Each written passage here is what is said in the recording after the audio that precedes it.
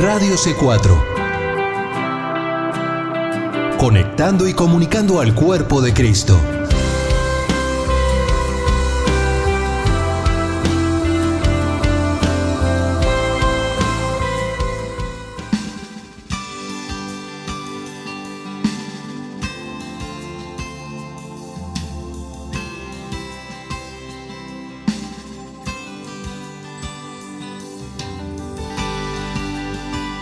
Radio C4 presenta Libre al Fin con Karina Guidi.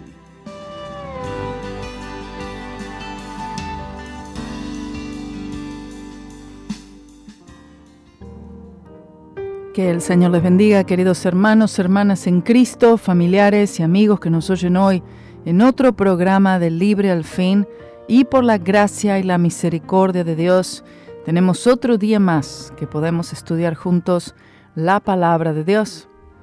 Y vamos a empezar con este estudio hoy mismo, que es el estudio del libro de Isaías. Amén.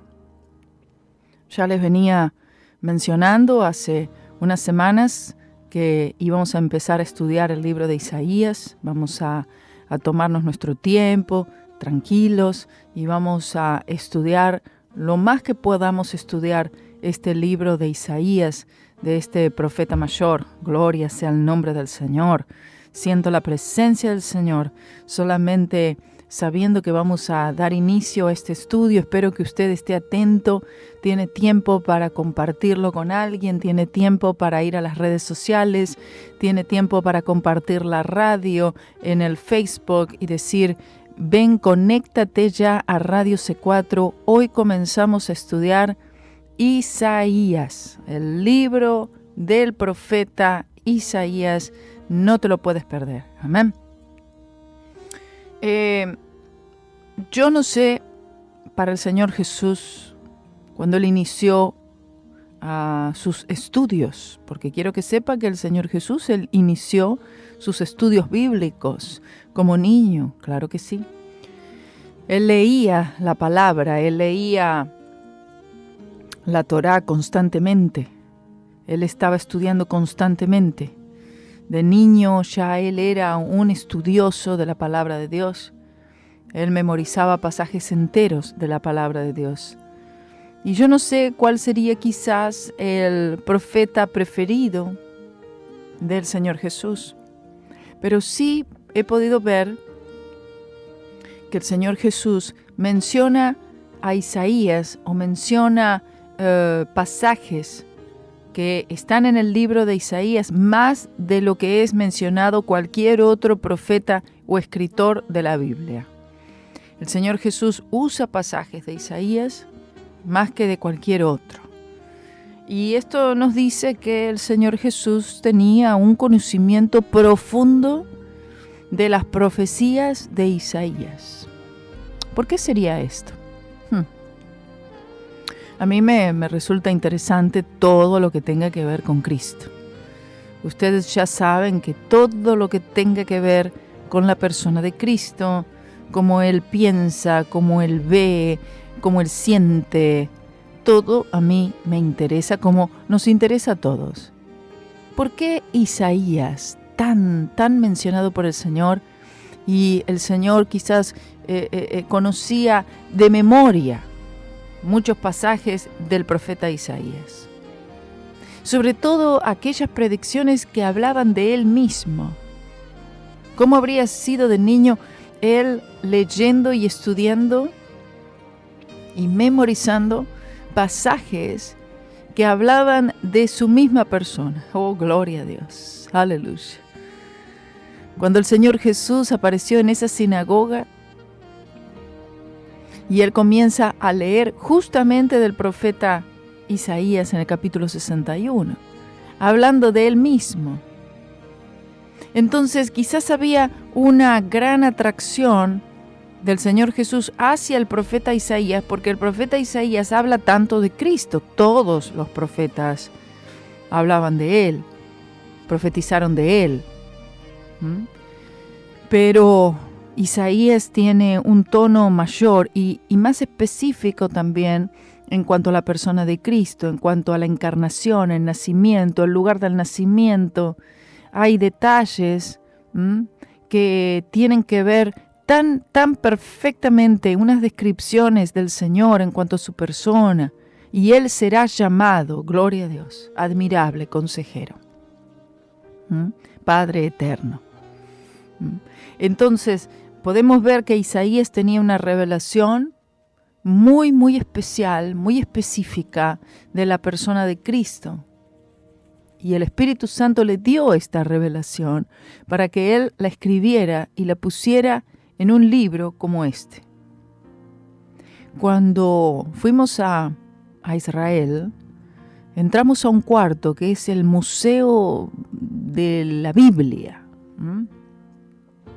Y hay un cuarto bastante grande, si mal no recuerdo creo que es como redondo. Y en ese cuarto uno entra ahí, no permiten sacar fotos, no permiten filmar allí. Pero uno entra ahí y hay reliquias, y hay escritos, y hay papiros, y hay copias relacionadas con la palabra de Dios. Pero todo ese cuarto solo, escuche, porque hay muchos otros cuartos donde hay diferentes porciones pequeñas, escritos, rollos encontrados, etc. Pero hay un cuarto solo dedicado exclusivamente a los escritos del profeta Isaías. Es imponente. Entonces vemos que no solamente el Señor Jesús dio una importancia a los escritos de Isaías, sino que aún podemos ver que allí en Jerusalén, en este museo de la Biblia, de la palabra, ¿no? Podemos ver que también se le da una importancia mayor, el judío le da una importancia mayor a Isaías. Isaías se le conoce como uno de los profetas mayores. Ahora, se dice que todos los profetas son profetas mayores. Se dice que no hay tal cosa como profeta mayor y profeta menor, sino que se le dice profetas mayores por la sencilla razón que sus escritos tienen más contenido, son más grandes, tienen más volumen que otros profetas. Con Isaías tenemos el inicio de lo que serían los profetas mayores o de los libros proféticos, donde también hay mucha ley, hay poesía, ¿verdad? Hay predicciones futurísticas y también predicciones locales. O sea, el profeta Isaías no solamente habla de cosas que inclusive todavía no se han cumplido, sino que, porque él es el profeta milenario, se le conoce como el profeta del milenio, sino que también hay profecías o predicciones para ese tiempo presente, para esos lugares, para esas regiones, cosas que estarían aconteciendo inmediatamente o tal vez en los próximos años, en ese tiempo correspondiente. Habían otros profetas contemporáneos de Isaías, en los mismos días de Isaías o en los días del rey Usías. Se encontraba Jonás, estaba Amós, estaba Oseas, estaba Miqueas. Habían otros profetas en ese tiempo, es decir, que en el transcurso de la vida de ese profeta, en su oficio como profeta, como vocero de Dios, habían a veces otros profetas también que eran profetas del Señor, como Miqueas, contemporáneo, como Jonás, un contemporáneo, Amós, Oseas, contemporáneos de Isaías. Amén. Pero si usted ve, siempre fueron muy pocos los verdaderos profetas en cada tiempo o en cada era o en cada generación, correspondiente a todos los falsos profetas que habían sobre la tierra. Esa siempre ha sido la ecuación, una desproporción, diríamos, una gran desproporción entre profetas verdaderos con la cantidad de profetas falsos. Y los profetas falsos también proliferaban, también predecían, también daban palabra, también ellos no descansaban en dar sus mensajes al pueblo. El problema era que eran muchas voces aquí y unas pocas voces aquí, diciendo la verdad. Y especialmente, de por sí ya las personas, por su naturaleza caída, tenemos la tendencia de querer oír, o de que nuestros oídos quieran correr a oír aquello que nos agrada, lo que nos gusta, lo que nos hace sentir bien, lo que nos motiva, lo que nos da esperanza que todo va a estar bien.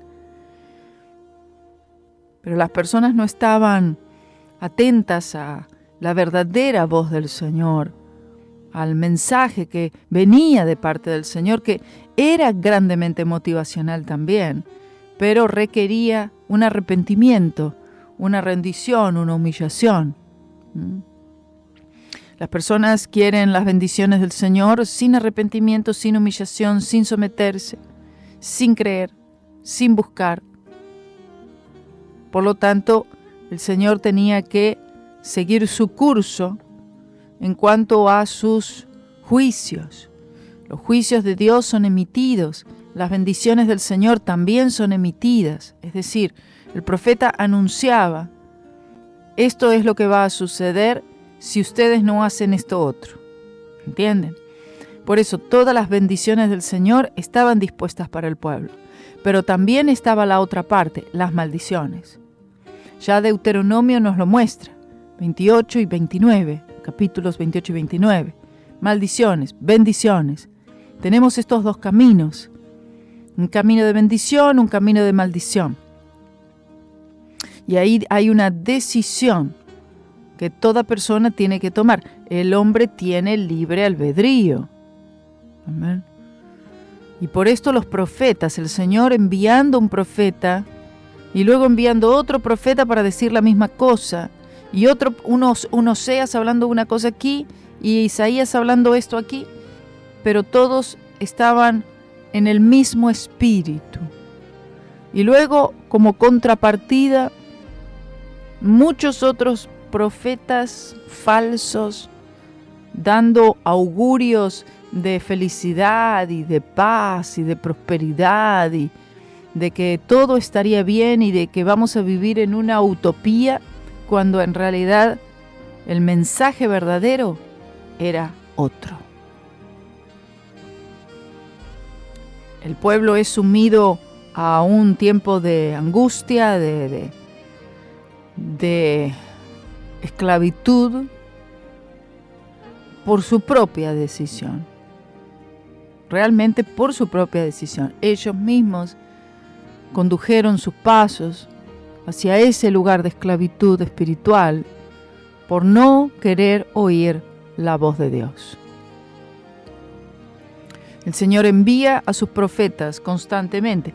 No significa que los anteriores no fueran profetas, es que simplemente empiezan a ser llamados en este oficio, ¿verdad?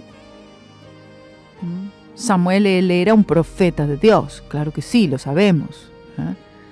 Tenemos a Moisés, un profeta de Dios, también lo fue. No fue llamado así, pero era un profeta de Dios. Entonces, en los otros libros anteriores a Isaías, hay muchos profetas que están ahí. Pero a partir de Isaías vemos lo que se llaman los profetas mayores, un libro que tiene más contenido que otros libros, y los profetas menores, por la sencilla razón que sus libros son más cortos. Sus libros son más cortos, pero son más puntuales, ¿sabe? En Isaías todo se explaya más, es más amplio, es más detallado. Y con los profetas menores, ya llegando hasta el último, hasta Malaquías, y luego el periodo de silencio, hasta que entonces aparece el libro de los evangelios, Mateo, Marcos, Lucas, Juan, y el gran profeta Juan el Bautista, que también estaría dentro de lo que son los profetas, y aún el mayor de todos los profetas, porque él no solamente habló de Cristo, sino que él vio a Cristo. Isaías no lo vio a Cristo, pero él profetizaba de Cristo. Pero él murió en su tiempo sin verle, así como muchos otros. Un libro extraordinario, un libro que fue escrito aproximadamente unos 800 años antes del nacimiento de Cristo. Escuche, 800 años antes que Cristo naciera, ya el Espíritu Santo estaba revelándole a este hombre, como había sido con otros, el nacimiento de un hombre. Este hombre sería hombre y sería Dios. Este hombre sería el Hijo de Dios, el Redentor, el Cristo, el Salvador del mundo. E Isaías, teniendo toda esta información en su espíritu, en su alma, en su corazón, en su mente, y el Espíritu Santo moviéndole a que escriba todo esto. Gloria a Dios. Y hoy usted y yo lo estamos leyendo y lo estamos estudiando, algo que le fue dado a un hombre hace tantos años atrás. Gloria sea al nombre del Señor. Ahora, las personas de aquel tiempo, me imagino que sería muy difícil para el pueblo en aquel tiempo oír a Isaías decir las cosas que él decía, los juicios que el Señor estaba emitiendo, los casos que Dios tenía en contra de Jerusalén, de Judá. Y el pueblo, ¿de qué manera reaccionaba? ¿Creía, no creía? Y si creía, ¿por qué creía? Y si no creía en las profecías, en la palabra del profeta Isaías, ¿en qué podía basarse para estar seguro que Isaías era un profeta verdadero? El pueblo de Israel estaba acostumbrado a la idea de tener profetas. No era algo nuevo para ellos. Para esta sociedad moderna, un profeta no puede ser pensado como un loco, una persona mística, un brujo o lo que sea. Pero en el tiempo en el tiempo del pueblo, el pueblo de Dios, del pueblo de Israel, que existieran profetas en medio del pueblo era cosa común. Que fueran a consultar a un profeta era cosa común. Que en el tiempo de los reyes el rey fuera a consultar a un profeta era algo común. Pero ¿cómo saber si ese profeta hablaba por boca de Dios o no? Iban al sacerdote, el sacerdote no tenía palabra. Iban al rey, el rey era malvado. Solamente el pueblo dependía del profeta y que ese profeta fuera enviado por el Señor. ¿A quién consultarían? Recuerden que el precio por el pecado aún no había sido pagado, que sería en el Calvario con la preciosa sangre de Cristo. Por lo tanto, el Espíritu Santo todavía no tenía esa acción personal, interna. Esa morada del Espíritu Santo no estaba disponible como lo está disponible hoy. Por lo tanto, las personas dependían de una palabra profética para poder obedecerla y que sus vidas fueran prosperadas, fueran bendecidas. Amén. Dependían ellos de la voz del Señor a través de sus profetas. El Señor hablaba a sus profetas, entonces los profetas hablaban al pueblo y el pueblo debía obedecer y de esa manera serían bendecidos. Todo el Señor lo comunicaba a través de sus profetas. Él enviaba profetas como un acto de misericordia al pueblo. Entienda eso. Así como la palabra del Señor dice cuando el Señor cuenta esa parábola, en el que básicamente diciéndonos que Dios el Padre envía a sus profetas, pero que los profetas fueron apedreados, fueron asesinados, fueron maltratados. Y entonces Dios el Padre dice, bueno, ahora enviaré a mi hijo, quizás sea tratado mejor. Y su hijo también es puesto en un madero. El pueblo no quiere oír profeta. El pueblo no quiere oír la voz de Dios. Esto es real. No solamente que no quiere oír la voz de los profetas enviados por Dios, sino tampoco del Hijo de Dios. No le fue bien a los profetas. Vivieron vidas hostiles, vidas perseguidas, vidas de gran oposición, vidas con muchas carencias muchas veces. ¿Y esto es debido a qué? Debido al mensaje que ellos proclamaban y a quienes ellos representaban, y que ellos no eran controlados por la sociedad presente, por la autoridad presente, porque ellos seguían una autoridad mayor. Por eso es que fueron asesinados, apedreados, quemados, colgados. Ese es el motivo, el mensaje que proclamaban. Bendito sea el nombre del Señor. Justamente con el profeta Isaías se cree que fue Manasés quien lo metió a Isaías en un tronco hueco y que lo cortó en dos. Y en el libro de Hebreos nos da esa indicación en el capítulo 11, versículo 37. Cortado en dos. Si Isaías fehacientemente murió de esa manera, cortado en dos piezas, si fuera así por Manasés, uno de los reyes más malvados que haya tenido Israel, esto nos dice que el mensaje de él era un mensaje que venía de Dios y era un mensaje tan fuerte, tan poderoso, y que llevaba convicción directamente a lo más profundo de los corazones de los hombres, porque la convicción estaba ahí. Cuando alguien te da un mensaje, te dice una palabra, y tú dices, no me va ni me viene, eres indiferente, no te produce nada, bueno, no reaccionas de ninguna manera, pero el pueblo sí reaccionaba.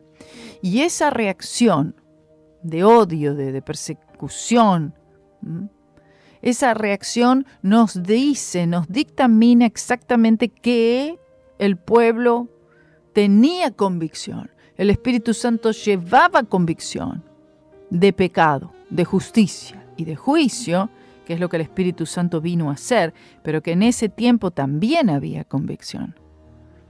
Claro que había convicción. La palabra profética era dada y había convicción. Ya en el capítulo 1 de Isaías comienza con un llamado al arrepentimiento. Entonces, para que haya arrepentimiento tiene que haber convicción. Y aquel que está dando este llamado de arrepentimiento, en este caso el profeta, necesita la gran unción del Espíritu Santo, necesita la autoridad, necesita el poder, necesita la gracia y también misericordia. Y sobre todo ponerse él mismo como primero en tener que arrepentirse. Entonces, estos llamados al arrepentimiento que les tocaba dar a los profetas no era cosa fácil, porque ya el Señor los enviaba, así como envió Ezequiel, así como envió Jeremías, los enviaba a dar una palabra tan fuerte a un pueblo rebelde, a un pueblo de dura cerviz, a un pueblo que tiene oídos pero no quiere oír, tiene ojos pero no quiere ver, tiene un corazón pero el corazón es de piedra. Entonces el mensaje tenía que llegar a este tipo de personas, a este pueblo. Y vemos una repetición en las profecías, una repetición en los mensajes. No es que el Señor vino una vez con un mensaje de arrepentimiento y acaba, sino que el Señor continúa enviando sus profetas. Y yo creo que el Señor aún sigue teniendo profetas en el que se repiten estas mismas palabras que repitieron los profetas tanto tiempo atrás. Un llamado. Isaías comienza con un llamado. Así mismo como el ministerio de Juan el Bautista comienza con un llamado. ¿El llamado a qué? Al arrepentimiento. Arrepentíos. Gloria a Dios, porque el reino de los cielos se ha acercado. El mensaje de Isaías no era diferente, solo que el reino de Dios aún no se había acercado, estaba por venir. Aleluya. Pero el arrepentimiento tenía que estar allí de la misma manera. Bendito sea el nombre poderoso del Señor. Entonces estamos ahora entrando, hermanos, en una sección completamente nueva de las Sagradas Escrituras. Es la sección profética. No significa, como dije, que la profecía comenzó con Isaías, porque tenemos profecías en todo el Antiguo Testamento, en el Nuevo Testamento también, claro que sí. Y en el Antiguo Testamento tenemos profecías aún en el Pentateuco. Génesis, Éxodo, Levítico, Números y Deuteronomio, escritos por Moisés. Y en el elemento predictivo ocupa mucho lugar en esta sección. Los profetas fueron más que hombres que predijeron el futuro, sino que estos profetas eran predicadores de justicia. Fueron hombres llamados por Dios en tiempos de decadencia, cuando del sacerdote no se podía esperar nada, del rey tampoco. No había una palabra de Dios, una dirección del cielo a través de estos hombres, y se dependía de que el Señor, en su misericordia, levantara a un profeta, a una voz. Estos libros de profecía también contienen historia, poesía, ley, hay estatutos, hay mandamientos, pero el mensaje principal es la profecía. Cada escritor, desde Isaías hasta Malaquías, fue un profeta de Dios. Existe hoy una división artificial en cuanto a los profetas, al haberlos designado profetas mayores, profetas menores. Ya hablamos sobre eso, cuál es la diferencia o por qué se les menciona así o ese nombre les fue dado, ¿verdad? Como mayores y menores, pero tiene que ver con la extensión del libro y no por el contenido de ese libro. Hay profetas menores, o más bien todos los profetas menores dan palabras más concisas, pero son como una bomba, ¿me entiende? ¿Por qué? Porque el Señor da una palabra, explica toda esa palabra, te lo da como parábola, te lo da como ilustración, te lo muestra de muchas maneras, por circunstancias, pero luego como los oídos se van cerrando cada vez más, el Señor viene directamente, ¡pum!, con una bomba, directo al corazón, al alma, como una bomba nuclear. Los libros son más breves en extensión, pero el contenido tiene mucho poder, como con los profetas menores, quiero decir.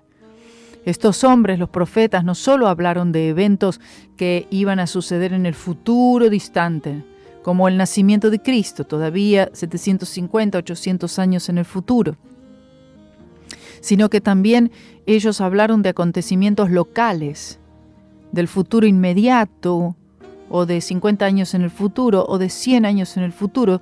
Tuvieron que hablar de esa manera para poder hacer frente a los requisitos que eran exigidos según la ley de Moisés para determinar si alguien era o no era un verdadero profeta. Ok, y voy a esto. El libro de Deuteronomio tenía leyes, códigos para el sacerdote, para el rey, para el profeta, y había un código especial del profeta que se encuentra en Deuteronomio capítulo 18, 20 al 22, donde dice: el profeta que tenga la presunción de pronunciar en mi nombre una palabra que yo no le haya mandado pronunciar, o que hable en nombre de dioses ajenos, ese profeta morirá. Tal vez digas en tu corazón, ¿cómo conoceremos que esta no es palabra del Señor? Si el profeta habla en nombre del Señor y no se cumple ni acontece lo que dijo, esa palabra no es del Señor. Por presunción habló él, tal profeta, no tengas temor de él.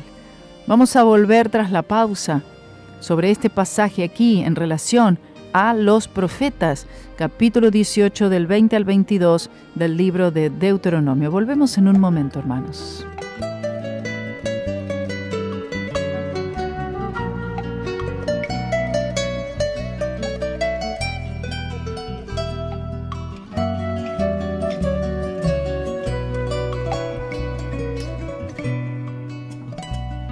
Bendice, oh alma mía, canta alabanzas a tu Señor. No puedes callar de su gran amor, ámale por siempre con gran fervor.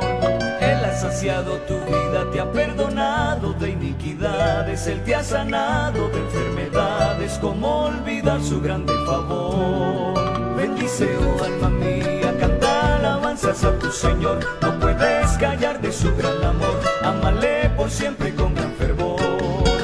Él ha saciado tu vida, te ha perdonado de iniquidades, Él te ha sanado de enfermedades, ¿cómo olvidar su grande favor? Bendice, oh alma mía, tu Señor. Bendice, oh alma mía, tu Salvador. Él te da siempre fuerza al caminar, te guía, te guarda siempre sin desmayar. Alabado sea el Señor.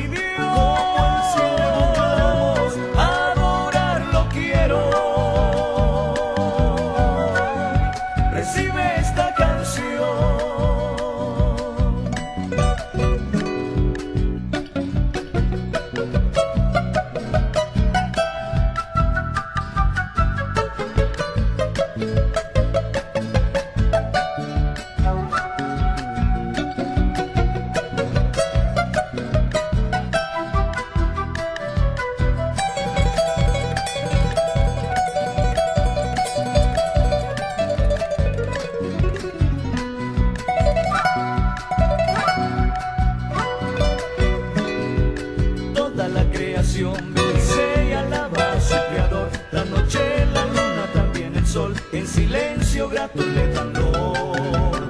Todo lo que respire alabe su nombre con gran fervor, Él es digno de nuestra adoración, cantemos con gozo de corazón.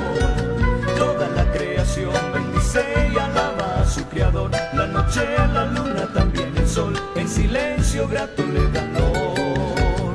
Todo lo que respire alabe su nombre con gran fervor, Él es digno de nuestra adoración, cantemos con gozo de corazón. Bendice, oh alma mía, a tu Señor. Bendice, oh alma mía, a tu Salvador. Él te da siempre fuerza al caminar, te guía, te guarda siempre sin desmayar. Alabado sea el Señor.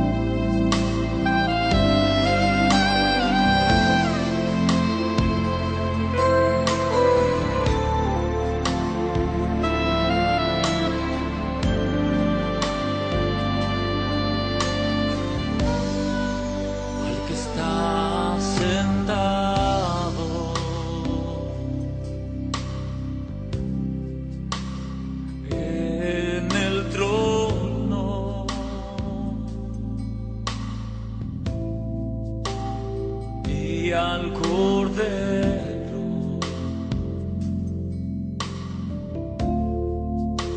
Sea el honor,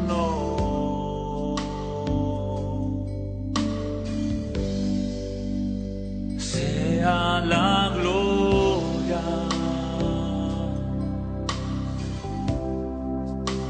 sea la honra, sea el dominio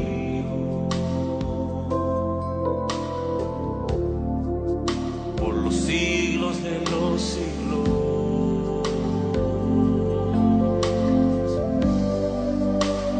Poderoso Dios,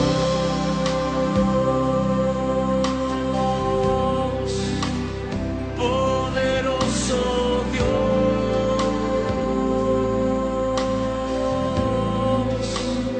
poderoso Dios, mi alma clama por ti. Te invito a declarar conmigo: al que está sentado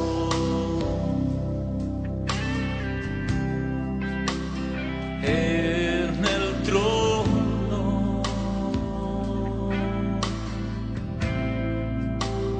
y al Cordero sea el honor, sea el honor, sea la gloria, sea la gloria, sea la honra. Declara conmigo: sea el dominio, sea el dominio por los siglos de los siglos. Poderoso Dios, poderoso Dios, declara poderoso, digno, digno, digno.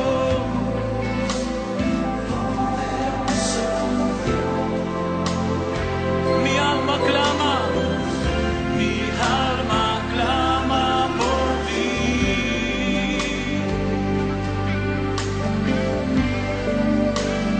Poderoso Dios, declara con todo tu corazón: no hay nadie como tú.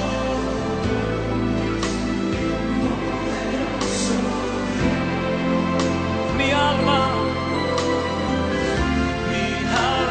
clama por ti. Ahora levanta tus manos y adora, adora a tu Señor.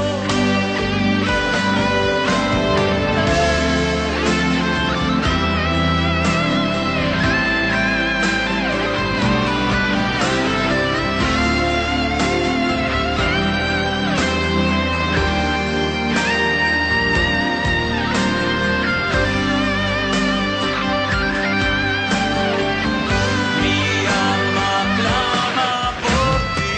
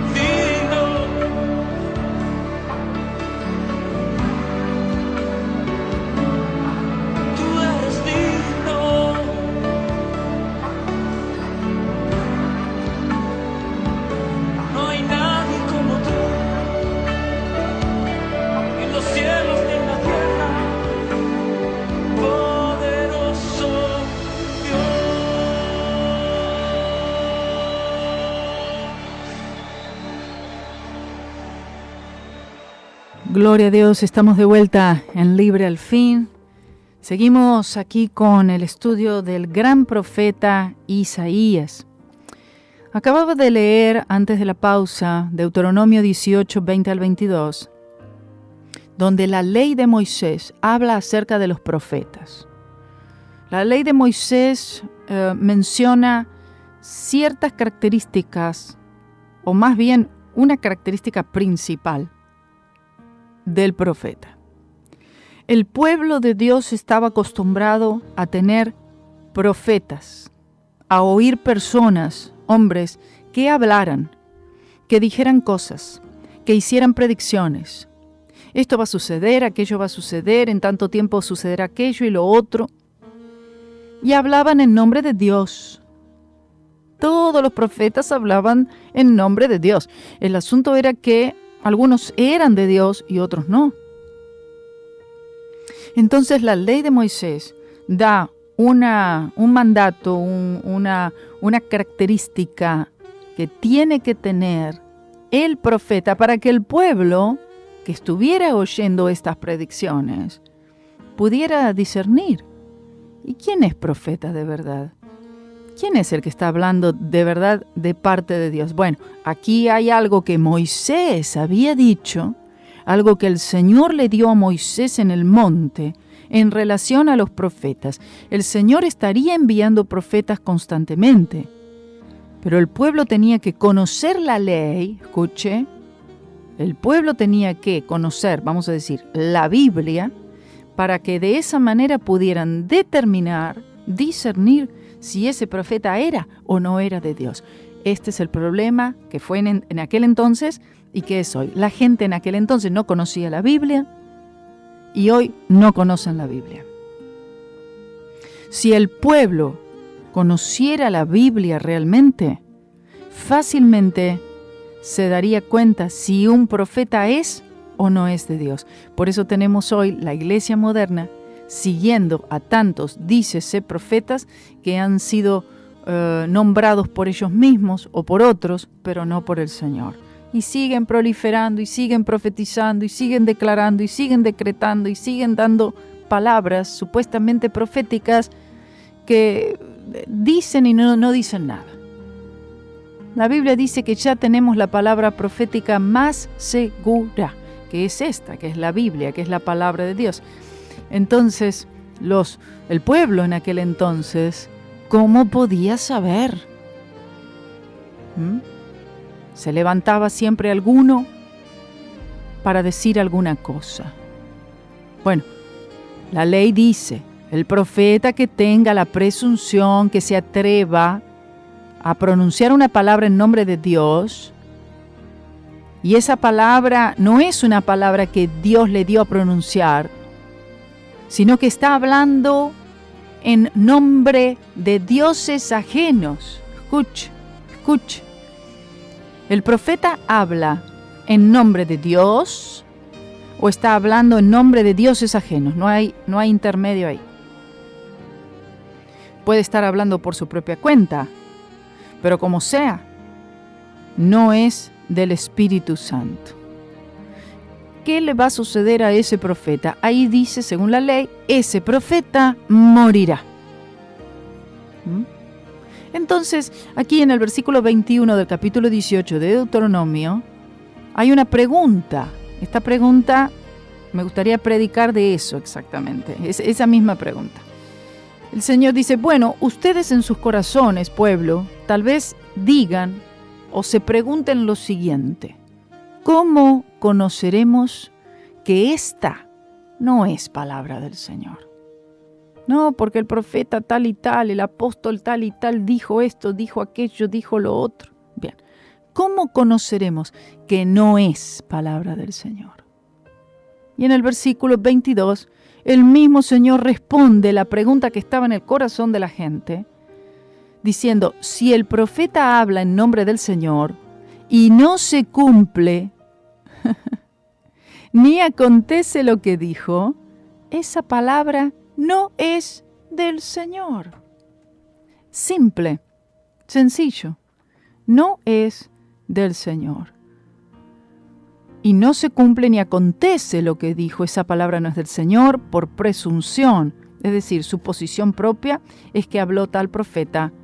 Pero luego al final del texto dice, no tengas temor de él. Amén. Esta era la manera, según la ley de Moisés, que el pueblo tenía para diferenciar si un profeta era o no era de Dios. Profetas habían muchísimos, verdaderos profetas muy pocos. En el tiempo de Isaías estaban otros contemporáneos, como Oseas, como Amós, como Jonás, como Miqueas. Voces muy fuertes, voces proféticas muy, muy poderosas, que tenían que contrarrestar toda la palabra profética en nombre de dioses ajenos. Vamos a dejar hasta ahí hoy. Seguimos el próximo programa estudiando el profeta Isaías. Que el Señor les bendiga. Quédese aquí en Radio C4. El Señor es mi luz y mi salvación. ¿De quién temeré? Él es la fortaleza de mi vida, roca de salvación.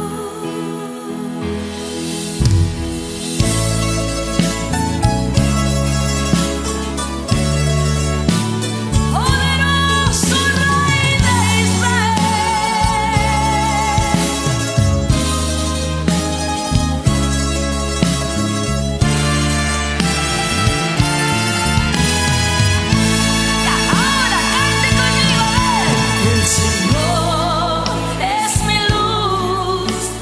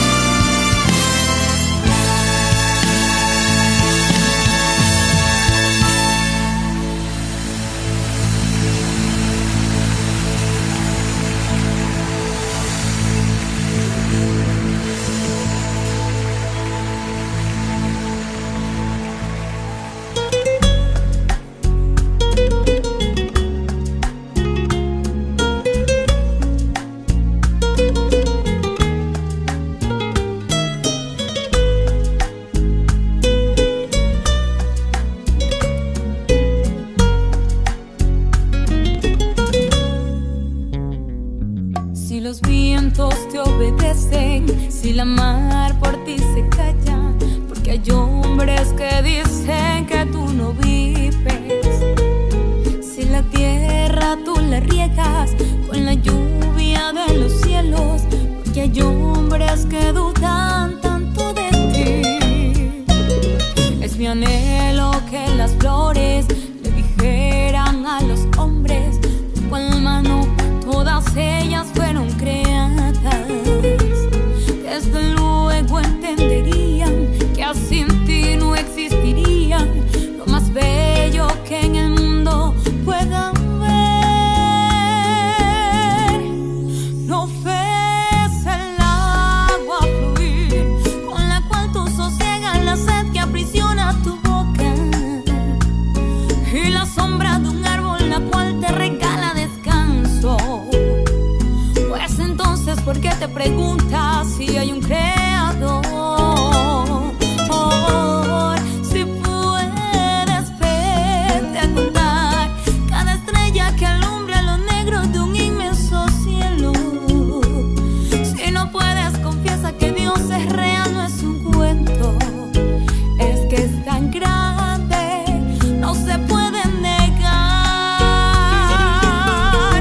Yo sé que Él vive, pues lo veo en la risa de un niño cuando voy pasando, y al oír el bramido del mar que me dice cantando que hay un Dios verdadero que hizo toda la creación.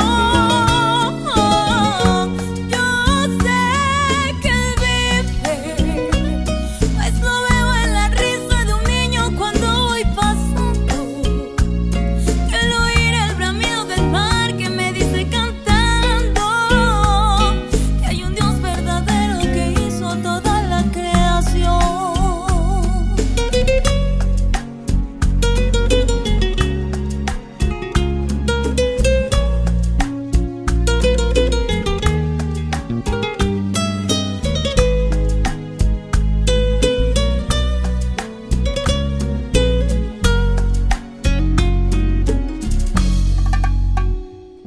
Si los vientos te obedecen, si la mar por ti se calla, porque hay hombres que dicen que tú no vives.